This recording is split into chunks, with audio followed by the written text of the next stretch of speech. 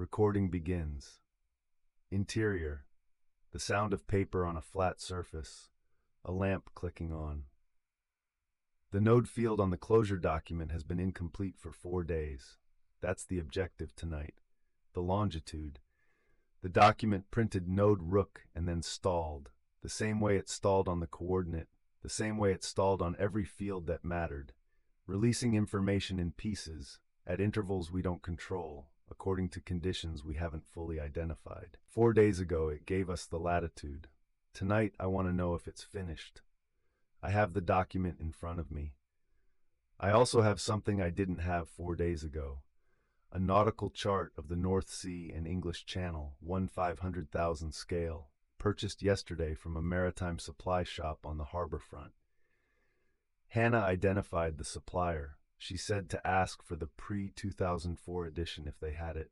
They did. The man behind the counter looked at me for a moment before he pulled it from the flat file drawer. And I don't know what that look meant, but I'm recording it because I've learned to record things I don't understand. Hannah is across the table.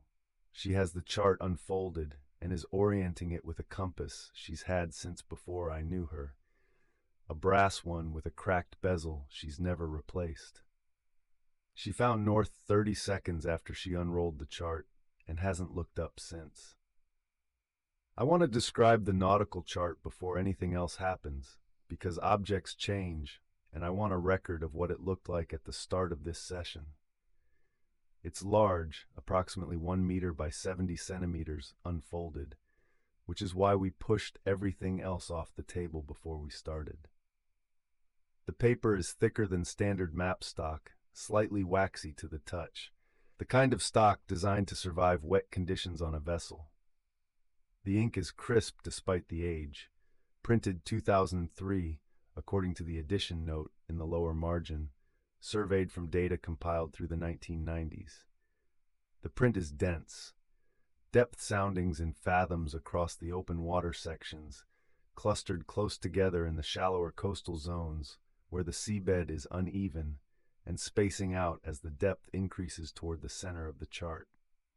Shipping lanes marked in magenta, exclusion zones in yellow hatching with marginal notation.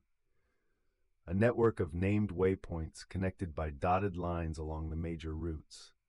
The coastlines in fine blue-gray, harbors labeled, major ports marked with anchor symbols.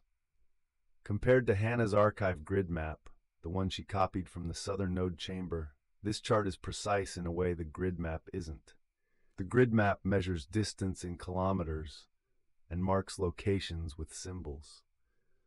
The nautical chart measures in fathoms and nautical miles and assumes the reader knows how to use a compass and parallel rules. They are two different systems for representing location, and we're trying to make them speak to each other. The chart covers the area where latitude 51.4 north would intersect with the English Channel and the southern North Sea. The latitude line itself isn't printed. Nautical charts don't work that way. But Hannah has already drawn it in pencil, a faint horizontal line across the chart, running from the Kent coast eastward across open water toward the continental shelf. She'd already been here an hour when I got here. The compass was out, the chart was oriented, and she'd made 2 penciled annotations in the margin, a scale verification calculation and the reference number from the exclusion zone notation before she called me to come over. I didn't say anything about that. She called me when she was ready, which is how we've been operating since the node closed. There's an unspoken division of labor that neither of us established deliberately. Hannah works ahead. I document. She finds the evidence, and I record what it means in real time, which is probably more useful than it sounds, given that my real-time reactions are sometimes more honest than conclusions reached after reflection. What I notice about the hour she spent here before calling me, the chart has no personal annotations, no question marks, no underlinings, no circled areas where something caught her attention, just the 2 margin calculations and the latitude line. Either she found nothing unexpected in that hour, or she found something and decided to wait until I was present to examine it. I don't know which. I'm recording the question. The closure document looks the same as it did 4 days ago from a distance.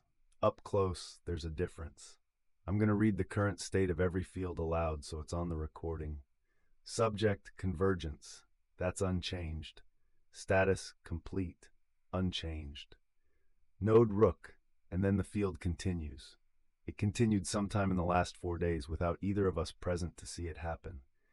The field now reads in full. Node rook, location 51.4 degrees, 1.2 degrees ease. I set the document flat on the table where Hannah can see it without moving, and I read the coordinate aloud a second time. 51.4 degrees north, 1.2 degrees east. Hannah picks up the pencil. She doesn't need to draw the latitude line again. She already has it. What she needs now is the longitude. She measures from the chart's edge, counting the degree markings along the top border, moving her finger eastward from the Greenwich meridian, 1 degree, then fractionally further. She marks the longitude with a short vertical tick, pencil pressed lightly so it can be erased if necessary. The two lines cross. She puts the pencil down and we both look at the intersection. The coordinate is in open water, not near the coast, not at a sandbank or a navigational hazard marked with a rec symbol or a tidal note, not at any feature the chart recognizes as notable. It falls in a section of the chart where the depth soundings read between 28 and 31 fathoms, roughly 50 to 55 meters of water below the surface.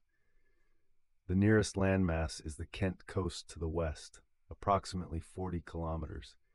To the east, the Belgian and Dutch coastline, further still. In every direction from the intersection point, there is nothing. Open sea. Shipping lanes passing several kilometers to the north. The intersection itself sits between established routes, in a section of water that vessels would pass through rather than stop at. There is no wreck marker, no obstruction notation, no designation of any kind. The archive network has a node here, at a coordinate that the sea doesn't acknowledge. I ask Hannah if there's any possibility the scale is wrong, if the chart could be misaligned.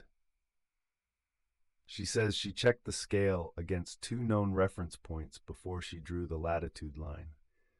The chart is accurate to within a kilometer at this scale. I ask if a kilometer of error could shift the intersection onto any feature. She pulls out a magnifying glass and examines the area around the intersection point. She moves it slowly, covering the full area within a 5-kilometer radius of the marked position. She says no. There is nothing within that radius that the chart recognizes as a structure or feature. The seabed at this location is described only by its depth. Look at the exclusion zone. Southeast of the intersection, yellow hatching. It's marked as a former military exclusion zone. See the notation in the margin. Decommissioned in 1987. But look at the boundary. I lean over the chart. The exclusion zone is a rough polygon, its edges following no obvious geographic feature. Not a depth contour, not a shipping lane boundary, not anything the chart otherwise uses to define an area. It's not centered on anything the chart names. But its northern boundary, the line closest to our intersection point, runs approximately 2 kilometers south of the coordinate. I ask what the zone was for, whether the notation says. It doesn't. The marginal note gives the decommissioning date, a reference number, and the authority that issued the restriction. No stated purpose. Military exclusion zones don't always have to give a reason. They just have to give notice that the area is restricted. She taps the reference number she wrote in the margin of the chart. I checked a current chart online before you arrived. The zone doesn't appear on it. It was removed from official charts at some point after 1987, probably when it was decommissioned, or shortly after. But removal from a chart doesn't mean the area was opened. It means it was unmarked. Those are different things. I ask whether the reference number told her anything.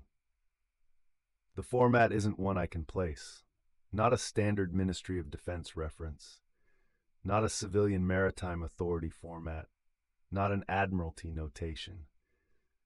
I've looked at enough archival material to recognize most of the administrative formats in use during the 20th century, and this one doesn't match any of them. She pauses, looking at it, which is either because it predates the formats I know, or because it was issued by an authority that didn't use standard formats, or both.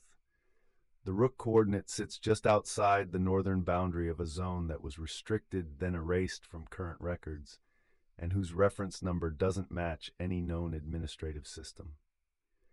I look at the intersection point again, the pencil mark where 51.4 north meets 1.2 east. 50 meters of water above whatever is down there, if anything is down there. The exclusion zone boundary 2 kilometers to the south, hatched in yellow on a chart that was printed before someone decided to stop printing it. There is no node sequence here, no building with a records room and a stairwell and a second floor registration system, no crescent cut into a door frame, no hum in the walls, because there are no walls. There is a coordinate in the open sea inside the ghost of a military exclusion zone that has been removed from the official record. And the document sitting on the table next to this chart says that this is where Rook is. I've been trying to construct a version of this that makes sense within what I know about the archive network. The crescent nodes were buildings, physical structures that house the sequence infrastructure. Records rooms, registration floors, convergence chambers. The network required real space, real architecture. The hum we heard at 47 Marginal Road wasn't metaphorical. It was mechanical, something running inside the walls, something that needed a structure around it to function. The coordinate at 51.4 degrees U, 1.2 degrees E is not inside a structure, unless the structure is not visible from the surface, unless it was never designed to be. I keep returning to what Hannah said when she first identified the third symbol category on the grid map. Isolated symbols, she said, each appearing exactly once. No clustering, no repetition.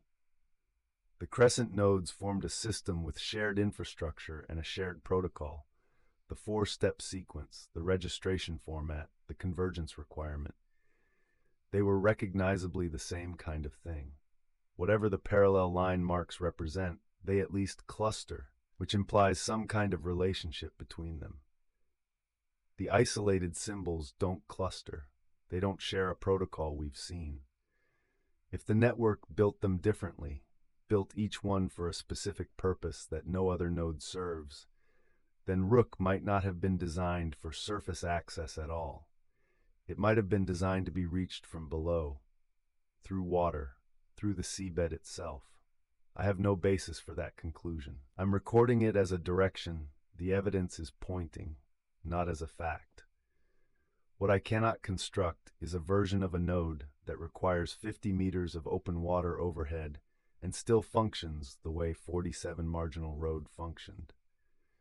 The archive may have built something we don't have a framework for yet. Hannah has been quiet for several minutes. She's looking at the exclusion zone boundary on the chart, tracing it with her finger without touching the paper, hovering just above the yellow hatching, following the polygon edge. I've been watching her do this while I've been recording, and I haven't interrupted because it looked like the kind of thinking that needed to finish itself. She stops her finger at the northern boundary, the one closest to the Rook coordinate. She says quietly, without looking up, a polygon with irregular edges usually means the restriction was drawn around something specific, something with a particular outline that needed containing. Not a safety radius, not a navigational buffer, a shape. I ask her what shape. She says she doesn't know. She says the document might. I pick up the closure document.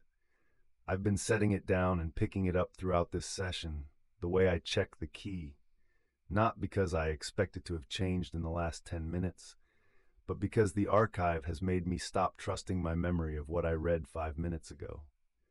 Verification has become reflex. I check things I already know because knowing is no longer sufficient. I read through the fields again. Subject convergence, status complete. Node Rook, location 51.4 degrees, 1.2 degrees east. Investigators confirmed 2. All unchanged, all as they were. Then Hannah looks at the document in my hand. Is there anything below the location field? I look. Below location 51.4 degrees, 1.2 degrees E, there is a space. It looked empty when I first picked it up. It looked empty a few minutes ago when I read it aloud. It doesn't look empty now.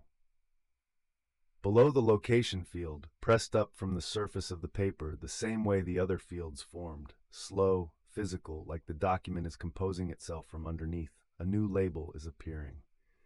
2 words, a colon. Access condition.